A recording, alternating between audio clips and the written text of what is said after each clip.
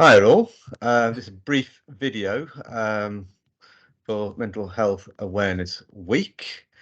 As most of you know, I'm very open about my mental health. Um, I've been diagnosed with a bipolar condition, which has entailed having time spent in hospital settings, which has include forced detentions under the Mental Health Act.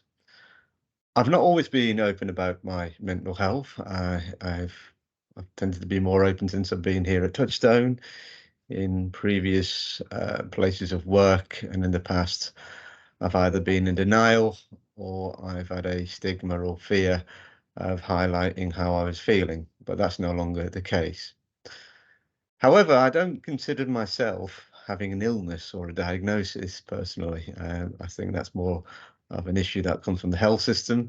It's not coming from me. But instead, I feel I have a unique and invaluable lived experience and asset, which I can use going forward in my life. Having said that, I do have ups and downs, and on occasion things can be quite difficult. And sometimes during mornings, I, like some others, don't want to face the world, don't feel that great. But I tend to fight against this and tend to pull through. And I've got a number of ways in which I keep going and keep myself well, which includes having a clear purpose in life about making a positive change of life around me, ensuring that I have good people around me, both in my personal life and at work, and to minimize contact people who are toxic or people who give out bad vibes. And you know what I mean. You have this feeling sometimes people who are toxic, people who might give out some vibes which are quite negative. So I tend to avoid people like that. Music, I often always have headphones with me in between meetings. I like to listen to music, and I've got a wide range of tastes when it comes to music, from dub, reggae, house music, techno, hip hop, and so on. I like walks. Sometimes I take breaks. I often walk a lot in between meetings and commitments, and I love nature. Uh, I I sometimes have meetings in parks with people walking in woods, woodlands, around trees, and so on. So I find that experience to be very invaluable and good for my well-being. Holidays.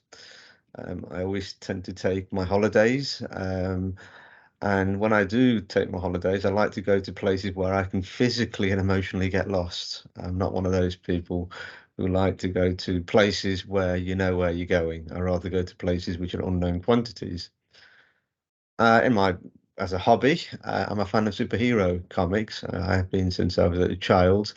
That gives me an indication that anything is possible when I read those comic books and thinking, yeah, I may have some superpowers that I wish to use in my life.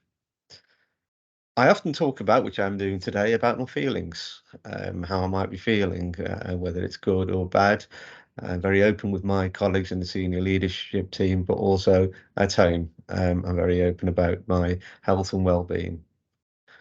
And finally, the thing that sort of keeps me really, really well, even though I don't practice as such, is my faith. Being a Muslim, it was my faith which actually took me from the place of oblivion when I was hospitalized. It was my faith that gave me strength, I would say, beyond comprehension. And it gives me something that it feels like that something, everything will be okay.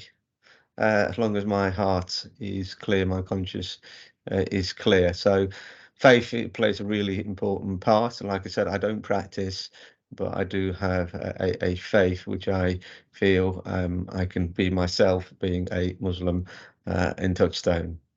And my final message to all colleagues for Mental Health Awareness Week is that you're not alone. Sometimes when you experience mental health difficulty, you think it's you. Actually, many of us experience ups and downs. Like I said, some mornings can be very, very difficult for me. but somehow I seem to sort of get through.